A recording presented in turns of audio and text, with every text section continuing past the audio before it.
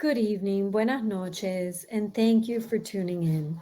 On behalf of all of us at the locally based, independently owned bookstore Books and Books in Miami, Florida, and in partnership with Miami Book Fair, it's my pleasure to welcome you to a virtual evening with Quan Barry to discuss her new novel, When I'm Gone, Look for Me in the East, published by our friends at Pantheon. Quan Barry was born in Saigon and raised in Massachusetts.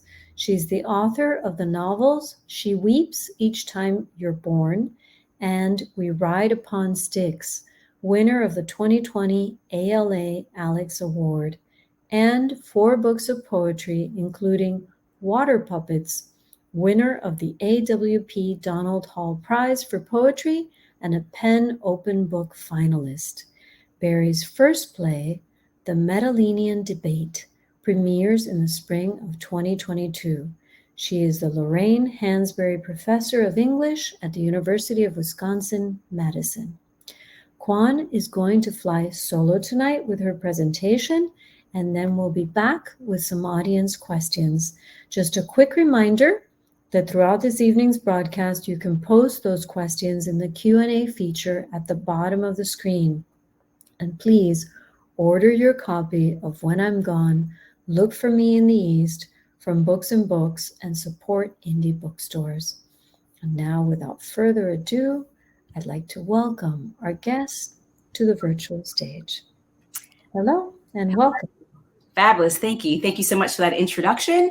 And good evening to you all. I'm coming to you from Madison, Wisconsin, where today we did make it up into the 40s, but I'm sure our weather is not quite as warm as yours. So again, thank you all for coming tonight. I'm actually going to share my screen. So if you just give me one moment to do that.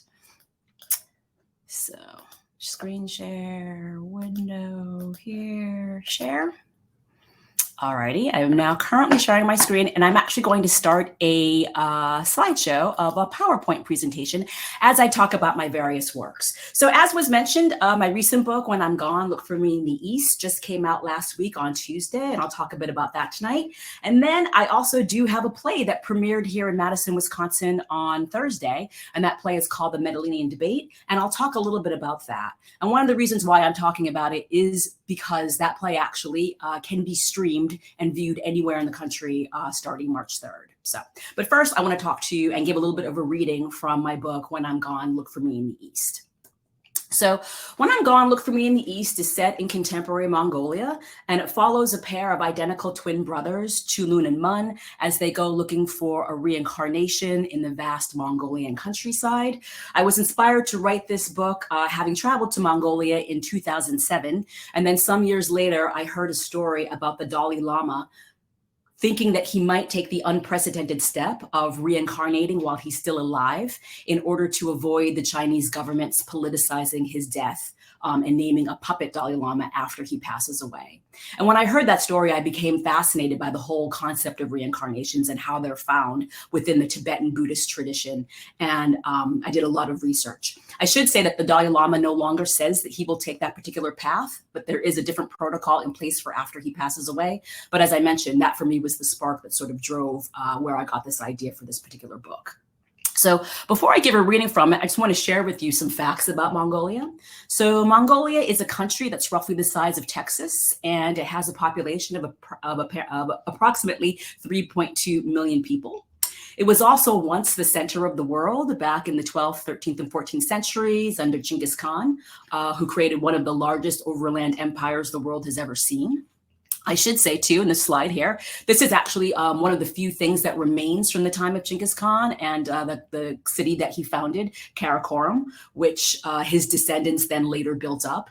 And like I said, it was the center of the world. It was a place where, for example, Marco Polo walked. And again, where various nations from all over the world came and did commerce and shared ideas, et cetera, et cetera. So this stone turtle is one of the only things that remains from that time period.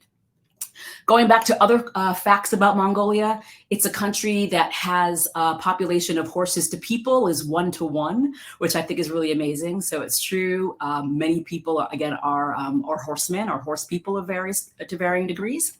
It's also true that because it's a very vast country that has a very low population, the tradition of hospitality is something that's been going on for thousands of years there. So by and large, if you knock on someone's door out in the vast Mongolian steppe, you can be invited in, you can ask to spend the night, people then are willing to share their food with you, et cetera, et cetera. So again, the hospitality is something that's very much treasured in that particular culture. And then one other thing I'd say about it too is that, Quan, yeah. if I may, and I'm sorry to interrupt, but the slides are not proceeding. They're not proceeding. No, we're still on the first slide. I see. All right. So let me hit escape here. Thank you for letting me know. Can you see any of that now, or can you? Yes, now. Okay. So you can see that. And now I see the map of Mongolia. Okay. And now I see, okay. So now, yes. Okay. Interesting. Thank you for letting me know. Okay. So again, just as far as, like I said, so if you hadn't been able to see it, this is the turtle, and the only turtle that remains from the time of Genghis Khan and his magnificent capital, the capital of Karakorum, which was the center of the world in the 12th and 13th centuries. As I'd also mentioned again, Mongolia is a country that has a population of people to horses as 1-to-1. And one of the last interesting facts about Mongolia, in my opinion, it's a place where everybody can sing. And so here's just to give you a little taste of the fact that everybody in Mongolia can sing. So.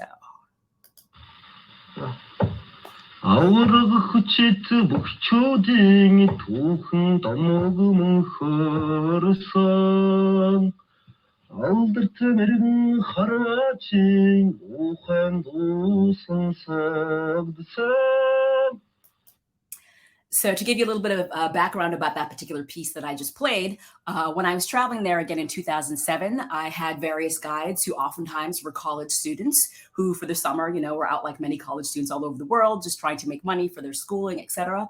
And this particular young man, again, he was a college student normally during the academic year, but in the summer he helped tourists see the country and helped set up tents and do various things. And I heard him singing one day, and I asked if I could record him, and he said yes. And again, it just shows you that he just had such a beautiful voice. So I just wanted to share that with you. So at this point, I'm actually going to read 3 short chapters. Most of the chapters in the book are, again, anywhere from 1 to 3 pages in length. So I'm actually going to read the first 3. After I do that, I might read a poem, and then I might talk a little bit about the play, and then I'd be open to questions. But again, I'm just going to read, like I said, the first 3 very brief chapters in the book.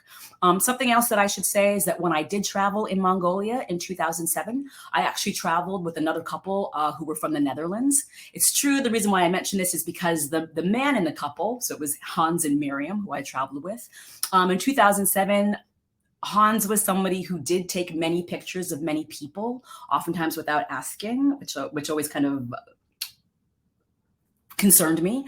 And then later at the end of our trip, he sent me all of his pictures. So I should say most of my pictures, I did not take pictures of people unless, again, I had gotten permission from them, et cetera, et cetera. So you will see a few pictures in my slide presentation. And if I didn't have permission, if there are pictures from Hans, that is why I have starred out people's faces. So here we go. This is the first chapter in my book, When I'm Gone, Look for Me in the East.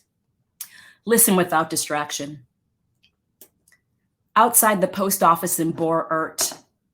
Okay, here we go.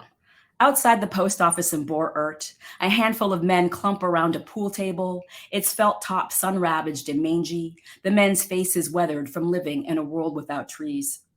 When I step outside, they stare, each man a finger in a fist, and the one slumped in the ratty camping chair at the head of the table is the thumb.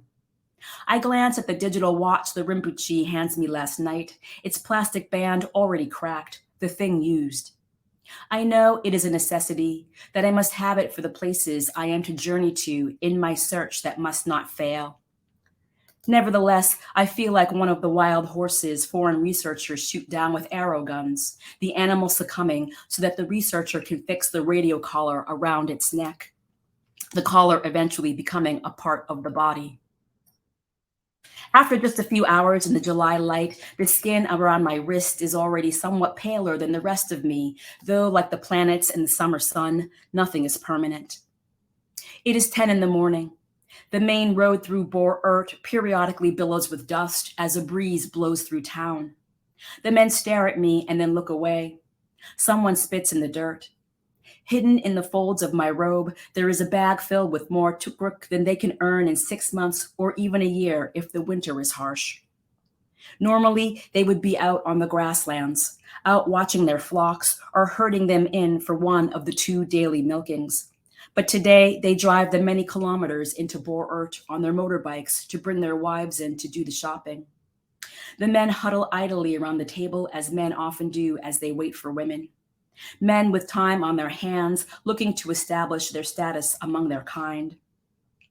I step out of the post office and their faces fall. I am not what they want. I am a novice from the Yatu Goljin Monastery, a monk who lives in the shadow of the sleeping volcano. As it is mid-morning, the mail truck I am to ride to Ulaanbaatar on the first stage of my journey is not scheduled to arrive for hours. 2,500 years ago, Gautama Buddha says, you only lose that which you cling to. Silently, I approach the table and nod. Brother, booms the one enthroned in the camping chair. He is sitting with his legs spread wide, a toothpick in his fingers as he works at his teeth. Something in the lackadaisical arrangement of his limbs reminds me of Mun. Mun's long black hair, often loose like a horse's mane. I only play for money, the man says. A good policy, I say. I lay 2,000 tokruk on the table. 10 minutes later, and I can tell the others do not know who to root for. The one who sits outside the post office each day looking to deprive the local herdsmen of their money, or me, a young monk from Yatu Gol, in his simple red robe. My body wavers like a flame in the summer heat. On the faded table, the balls roll and crack like stars. So that's the first little section there.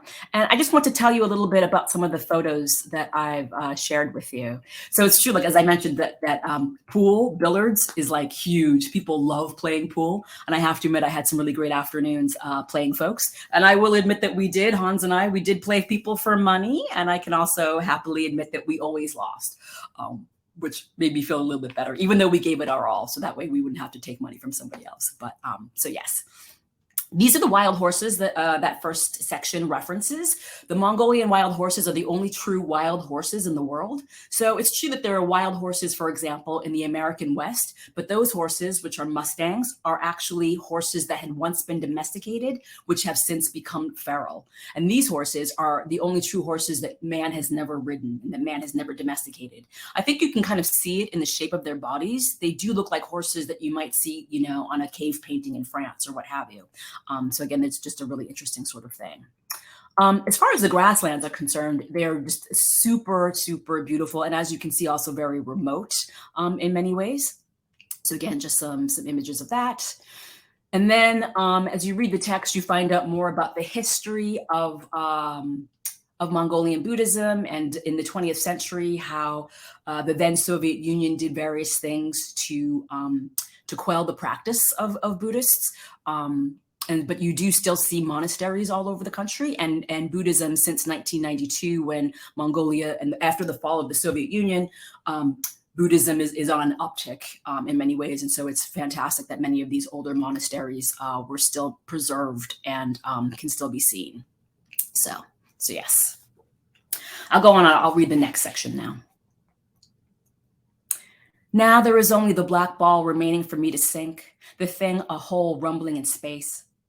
At the other end of the table, my opponent draws heavily on the cigarette he lights after I sank 3 in a row.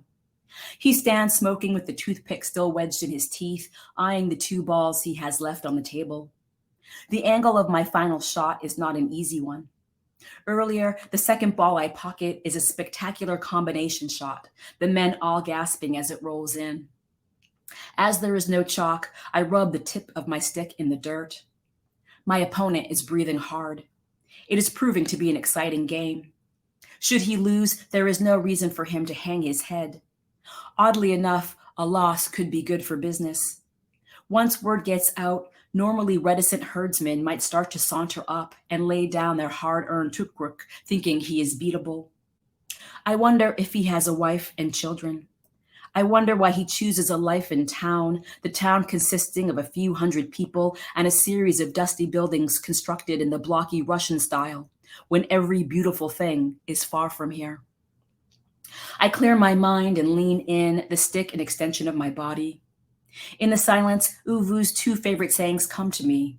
The world is what we make it, and a man's dreams are the most real part of him. My grandfather with his thick limp, his broken teeth, his eyes forever scanning the horizon. I draw my arm back and send the universe scattering. The cue ball goes spinning erratically off the 8, a comet colliding with an asteroid. Collectively, we watch the white ball roll toward a pocket. Life is suffering. Everywhere mercy and the power of mercy. I exhale and the cue ball falls in. The men cheer. My opponent smiles. Very nice game, he says. Because I am a monk, as a formality, he offers me back my money, but I bow and he stuffs the bill in his shirt. Brother, how do you play so well? Someone asks. I do not tell him the truth, that this is my first game ever.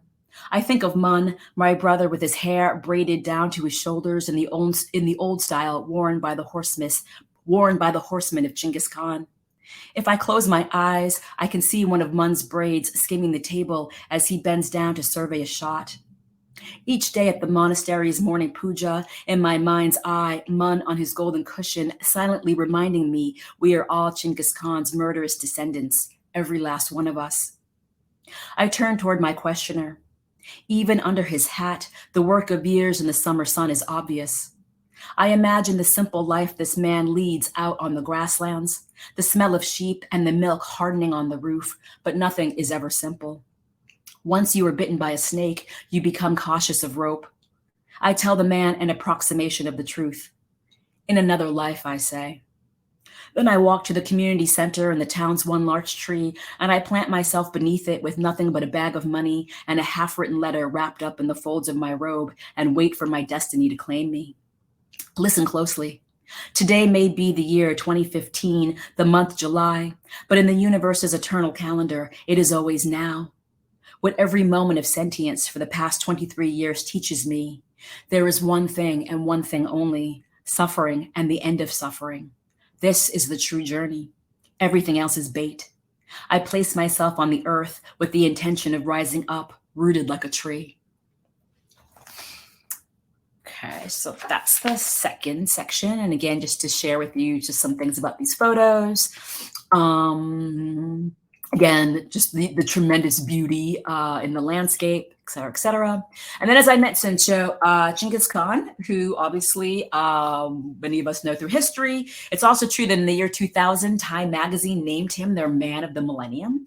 Obviously in the West, you know, we have an image of him as a blood-thirsty despot.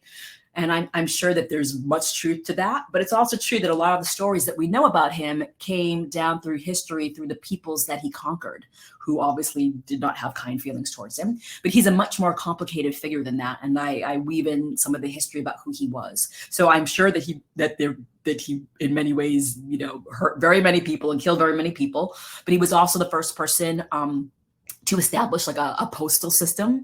He established the idea of diplomatic immunity for ambassadors. You know, he allowed a certain kind of religious freedom in the various territories that he controlled. So he's a much more complicated figure that, again, than many of us in the West know. And like I said, the book does deal with that a bit.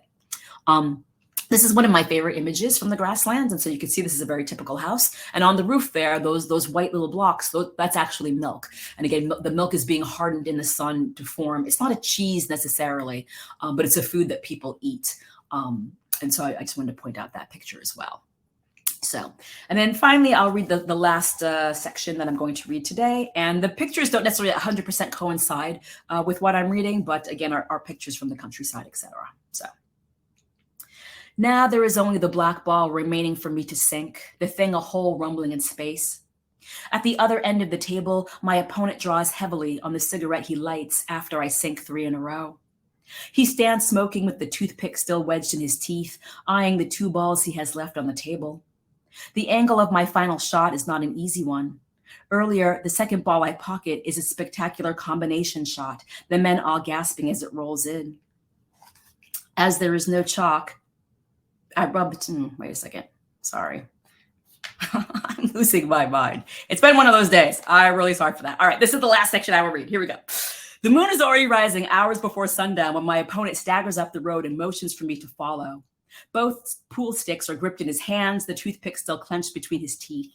Prior to this moment, I spent all day sitting in the lotus position under the larch tree, trying to conquer the feeling spreading in my chest, a feeling like being carried away by a swollen river, the water like a series of hands dragging you into the turbid cold.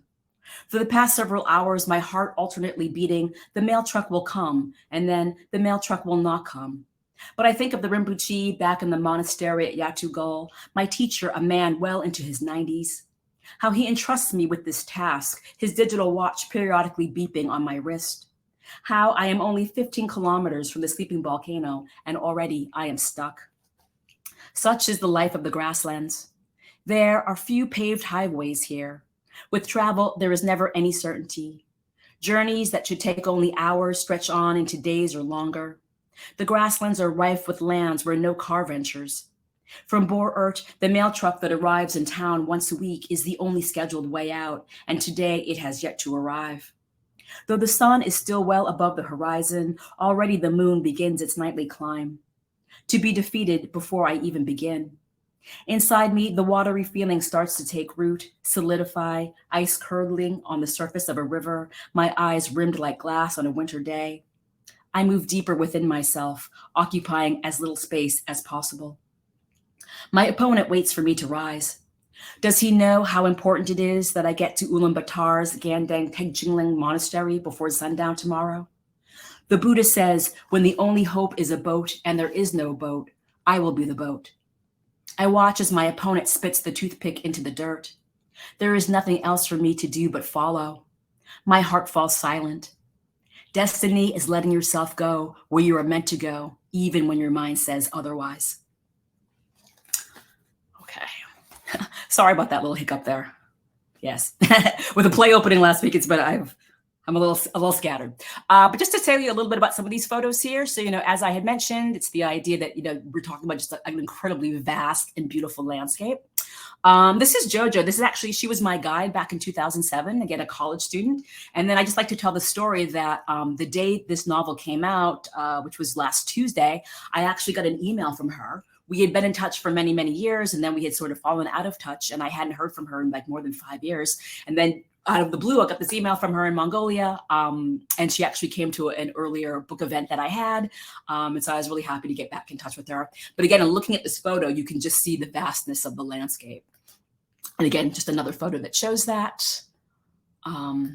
Here's a picture that shows the monastery where the main character is headed in Ulaanbaatar. And then finally, this is one of my favorite pictures. So we are not actually having car trouble. It's just that we're basically in the Gobi Desert in this photo. And because it's so hot, the driver had decided, as we're eating lunch, to simply lift the hood in order to allow the car's engine to cool off. So again, it's just showing you just the amazing heat that happens there. This is a poetic interlude. So as some of you may know, I actually began my career as a poet. So I think I will read, let's see which poem I gotta read here. I'll read this one because it kind of fits with the theme for today. But I always just like to read one poem because again, it just reminds me that, oh yes, I am a poet, and it's sort of how I began my career. So this poem is, you'll hear, has sort of Buddhist themes in it. And the title of the poem references a lake that's here in Madison, Wisconsin. And the title is, "By the shore of Lake Monona, this is what I heard. May all achieve equilibrium. May all have access to the tools to achieve equilibrium. On his first day in town, a young monk walks by an ATM, which emits a small sound as he passes. The sound as if the machine is greeting him, saying, 'Welcome, stranger,' the first in that foreign place to do so. In turn, the monk bows to the machine, silently setting metta its way, loving kindness, that it may know peace and ease in the world. And so it goes. Each time the monk passes, he wishes the small contraption ease. Then one day, while making his rounds, he hears a beep, looks to see a bill suddenly hanging from the machine's steel lips. There is no one else around, no one who maybe has conjured forth this money. There is a oneness in all things. The monk bows deeply." Just a tiny little poem. And then finally, before I get to questions, I just want to talk a little bit about this play that I have that's just open called The Medellinian Debate.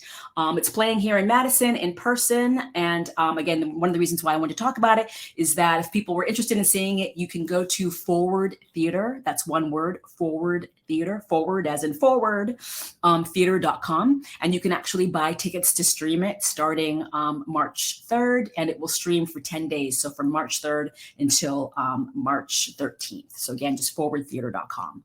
But to tell you a little bit about this work, the genesis of the play, the idea that sparked my writing this play was some years ago, I had a friend who had the most just interesting family story to me. That basically his father in his 20s had children. His father got divorced. His father then had children again, and actually had my friend when the father was in his 40s. So he had more children again in his 40s, and then got divorced, etc. And then in his 70s, my friend's father actually fathered a child in his 70s. And interestingly, it was right at the same time as my friend who was in his 30s was having his own child. And just hearing that story and thinking about that, I remember when he told us, my friend is also a writer, and there were many of us in the room when he told that story, and many of us were writers, and you could just see all of us like, oh, so interesting. And we were all just thinking about what can we do with that? It's just such an interesting story.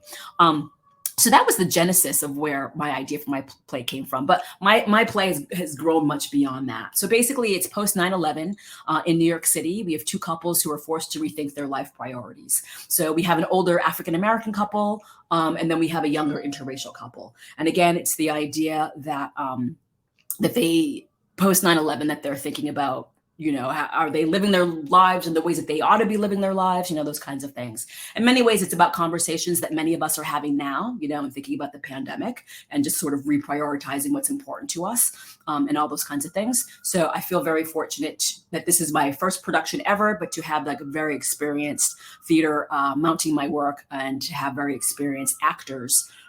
Many of whom, for example, Gavin Lawrence, who used to live in Minneapolis, and some of you may know him from the Guthrie and from other places as well. So I feel very fortunate to have my work being interpreted by them.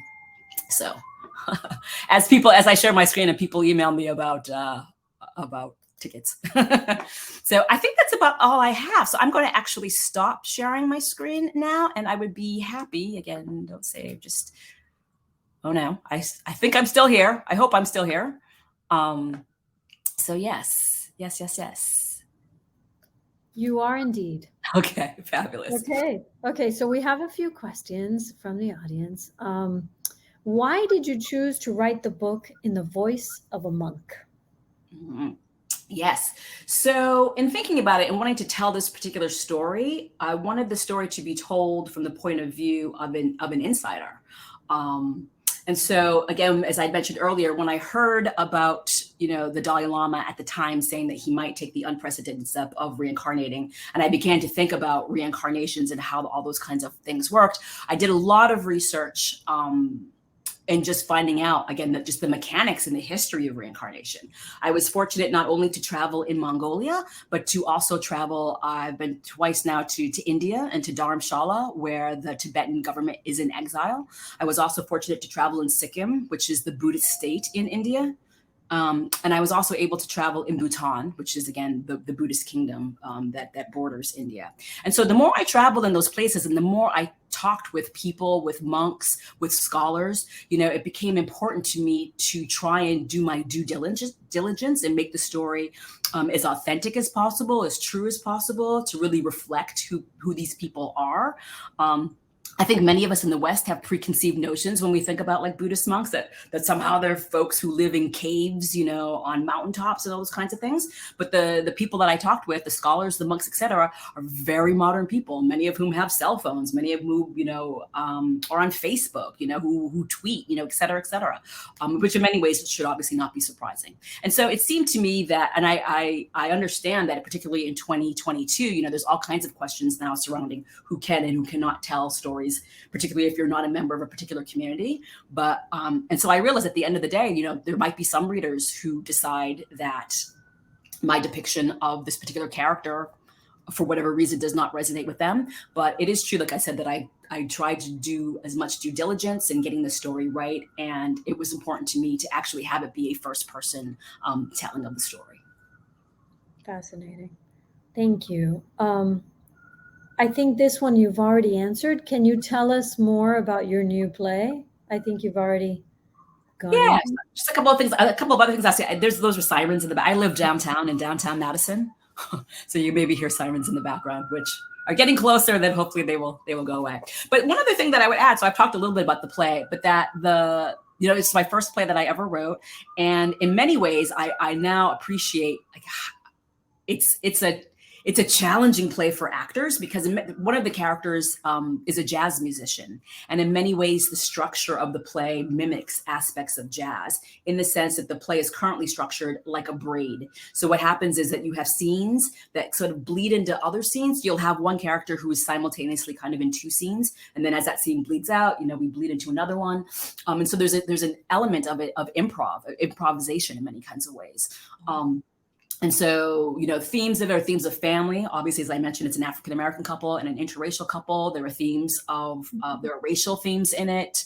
There are class themes in it. The folks, the older African-American couple are basically like the 1%. One of them, the man in the couple is a heart surgeon and the woman is a TV producer, and to me, it was important in writing this play because in trying to bring characters to the stage who we oftentimes don't see. We don't often see like the 1% from the Black community, right?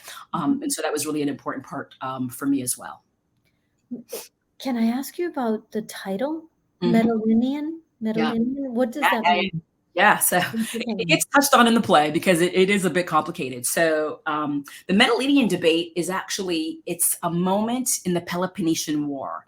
And so the historian Thucydides describes what the Metalinian debate is. And basically what happened was during the Peloponnesian War, which is a war between Athens and Sparta, is that the city of Athens, which at the time was quote unquote a democracy, although obviously it was only for men and only for men, who own land or all those kinds of things. They had a debate that lasted for a full day about whether or not they should go out and make war on the city of Mytilene. And so they had a whole debate about whether or not they should do that. And they decided to go out and to kill everybody in Mytilene. And they sent a boat out to deliver that message, right? Then they slept on it. And the next day they're like, you know what, maybe we made a mistake. And they sent out a second boat. And the way that it's told in the history of the Peloponnesian War, the way that it's told is that the first boat, because their message was so, was not a happy message, that they didn't row that fast. And the second boat, because their message is like a happy message that they want to deliver in time, they row really fast and they catch the first boat. And so basically as a theme, I'm super interested in this idea of like second chances. And so it's the idea like you make a decision that maybe isn't the right decision. Like, do you have time to change course? And so again, in thinking about like after 9/11, it's the idea that many of us, and even thinking about now, many of us have made decisions in our lives. Do we have the opportunity to have that second boat go out and sort of rescue us from the decisions that we made with the first boat? And so that's where the title comes from. And again, it's kind of complicated, but it is dealt with in the play. Fascinating. Oh my gosh, I want to watch that. I really do. Okay, let's see. What are your feelings about reincarnation now? Super fascinating. I was very fortunate to be able to interview a Bhutanese monk who's actually the first. He's very prominent. And if I gave very certain distinguishing features about him, if people knew, they would know who he is. And I want to be able to remain anonymous.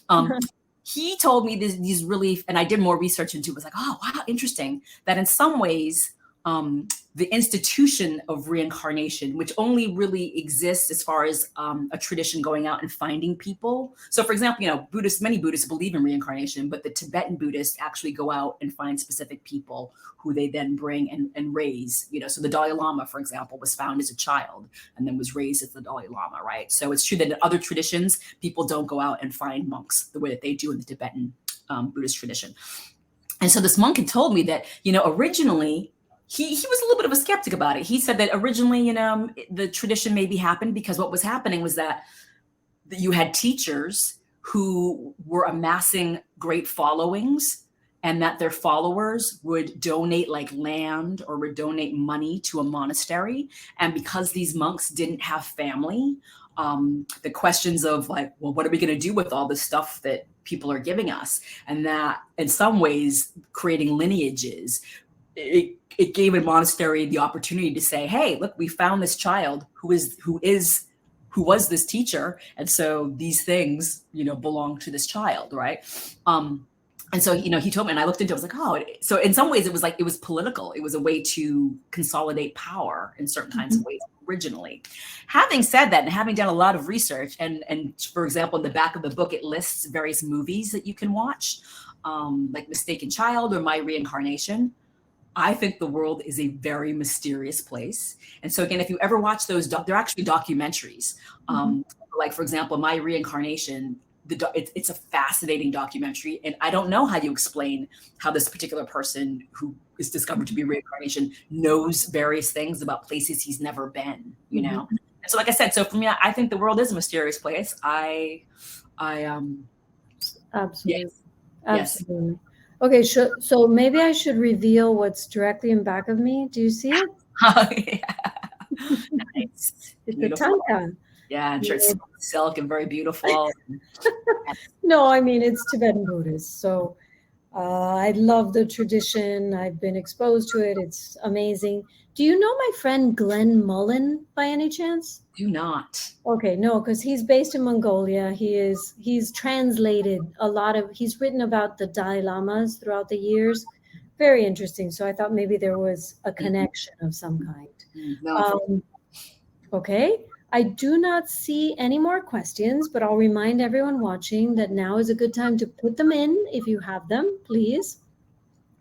And then maybe you could just leave us with a few more thoughts about the book, and what your hopes are for it, and how interesting it is that your work varies so much, right? It's so distinctly different each time, and where do you get these ideas, and how do you develop them, and how do you do your research? Or maybe just tell us a little bit about that, the writing process and your craft. Yeah. Thank you. So let me think. Should have written down your first question. Yeah, there were too many questions. So one of them I remember, you just asked just to talk a little bit more about the book in general before the research part of it. So I will say too, so readers of the book would discover that the book is written entirely, I would say 99.99% in present tense. So the only time, so for example, in the section that I just read, there is when it's a quote from the Buddha, for example, when he says, if the only hope is a boat and there is no boat, I will be the boat. So it's true that there's present tense there, but really those moments are very few. So the entire book is written in present tense. And the reason why I did that is obviously not just in Buddhism, but in many spiritual traditions, it's the emphasis on living in the moment, right? And it's the emphasis that this is all there is, this is where we need to be. And so often, our minds, we're always planning and being in other spaces, but again, this is it. So I wanted to write the entire book in present tense, and I did. And I will say that that's one of the reasons why I chose to have shorter sections in it, is because even though I wrote it in present tense, it is not chronological. So for example, we do go back in time and we see these twin brothers as children. And so the whole question of like, well, how do you write a book that's all in present tense and that yet still moves around in time? And hopefully I pulled it off, but it is one of the reasons why I chose to make the chapters shorter, to make it a little bit easier on the reader, even as I'm doing these other kinds of things, right? So that's just one thing I would say. So then thinking about your second questions, it is true that, for folks who know my earlier work, first, I do have 4 books of poetry. Then my first novel is set in Vietnam called She Weeps Each Time You're Born. The second novel is set in Massachusetts, and it's a comedy. It's very much a comedy, yes. Follows a girls field hockey team as they use witchcraft to try and have a winning season. So like I said, it's hard comedy. So you have that book, and then how do I pivot and then suddenly have this book, that's about reincarnations and spirituality, and all those kinds of things. And I think for me, at the end of the day, in a good way, a friend of mine recently described me as a quote unquote restless writer. And I thought, yeah, I think I am. And I just want to do new things and try new things. So for example, the book that I'm working on right now is a horror book. I actually don't even like horror. Mhm. But it's set in Antarctica, and it basically, I tell people, it's like an adult version of Lord of the Flies. So a group of tourists get stuck in Antarctica, and the whole question is like, are they going to fall apart, or are they going to pull it together and survive, right?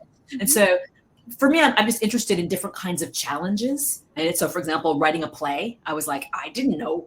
After I wrote that play, I didn't actually know what one does with plays, because the thing about plays is you write it, and you need stuff. You need people. You need actors. You need a director. You need a theater, right? When I write a novel, it's just me and my editor, and so sometimes, like, I think on a happy note, and I say this for everybody out there who's a writer, right? That sometimes we write things for ourselves, and you don't know what they're going to become or if they're ever going to see the light of day. But like, I'll sometimes just have the impulse to write something, and I have no idea, And sometimes it takes years and years and years to finally figure out what it's going to do and where it's going to be, right? But it's the idea that, everything that we do doesn't have to be somewhere. We can let go of the idea of outcomes, which is a very Buddhist idea, you know what I mean? And just be like, I'm doing this for the joy of writing this. And I'm not attached to where it might end up. So. You're just blowing me away with your brilliance. I mean, seriously. Oh my God, just wow. So someone would like to know, have any of your books been optioned for film? So my second book, We Ride Upon Sticks, again, which is a comedy set in the 1980s. It's true that for whatever reason, maybe even a little bit before the pandemic, there's been kind of an 80s nostalgia. Let's face it, folks who grew up in the 80s, like myself, Stranger Things. Yeah. Exactly. So there's a real run on the 80s right now, and particularly like teen girls in the 80s. So that particular book has been optioned. Not more. I think the idea behind it is more about, a limited series. So not necessarily a film. But having said that, so for folks who don't know how options work, so when you option something, it's for a couple of years, and then the option expires, and they can either renew it or they cannot renew it. From what I've seen, and I do not know that much about this particular world of Hollywood stuff, but from what I've seen, I would say that it's 10%. And what I mean by that is like 10% of books get optioned, and then maybe 10% of books actually have where they hire a writer to write the script. And then like 10% of those scripts maybe actually get like actors and directors attached to them. And then 10% of those actually get made. And then 10% of those are just pilots that don't even get shown. And so 10% of them, so you know what I mean? So it's like a pyramid where it's like 10%, 10%, 10%. So the fact that it's been optioned it's exciting, but again, it has many, many, many layers. I feel like it's going to be made. I really do. And it's interesting because maybe I should just like mention that the owner of our store is a film producer, film and television. And actually so you need to meet him. So what he does is option books to be turned into films and TV series. So he's done quite a few of them, and he himself has learned all of these things about like coming to Hollywood, as a bookseller and how that works. So yes, very accurate, the 10%. But, I love the idea of a bookseller who's also got a foot in Hollywood. I'm like, that's awesome.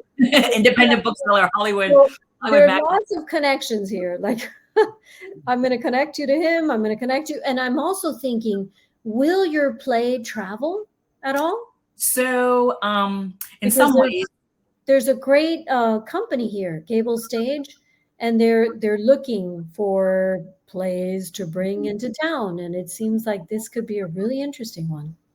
I had mentioned before Minneapolis, because I had Minneapolis on the brain and thinking about the actors being from Minneapolis that people might know, and obviously you're in Miami.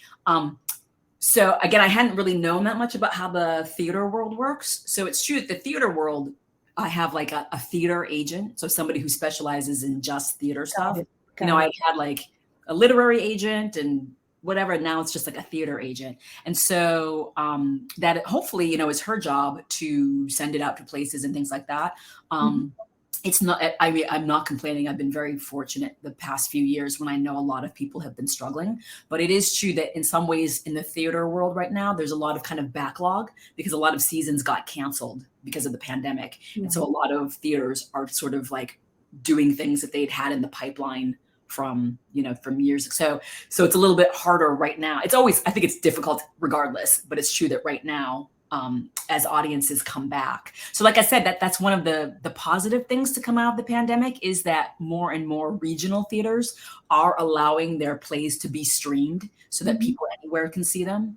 So that was not something that was true before the pandemic. And maybe, who knows, as we go forward, they might stop doing those kinds of things. But like I said, it's one of the few positives to come out of the pandemic. So Fantastic, fantastic. Okay, well then, all I can say is again that you have such dynamism. You can tell that you're brilliant. I mean, it comes across on the. You're multi-talented, and it's just phenomenal. And I'm honored that we got to meet you, that we got to host you. I thank everyone that's watching, and just remind you that if you don't have a copy of When I'm Gone, Look for Me in the East, you can order it right here. Just press the button on the screen. And if you're in Miami, you want to come by one of our stores, we have it there as well. Thank you for joining us. Thank you for giving us a taste of your remarkable work. And I hope we'll see you in Miami sometime soon. that would be great. Fabulous. Thank you so much. Thank you to everyone watching. Good night.